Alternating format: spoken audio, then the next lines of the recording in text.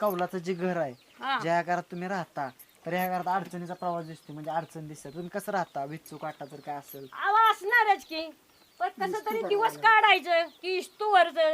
इस्तूवर दिवस काढायचं ते इस्तू करायचा त्याच्यावर आपली शेकोटी करायची त्याच्यावर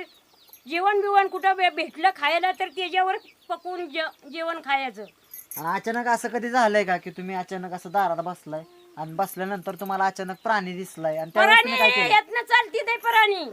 मग त्यावेळेस तुम्ही काय केलं प्राणी काय दिसला आता घरी पळायचं दरवाजा लावायचं आत बसायचं तिकडं लपून बसले ग दरवाजा इथं वाघ येतोय अस्वल येते गहू येतोय कसं जीवन जगवायचं आम्ही एवढी आमची ही परिस्थिती असून आम्हाला आता यायला रस्ता नाही ना तर जायला रस्ता नाही कशी आम्ही इथं जीवन जगवायचा.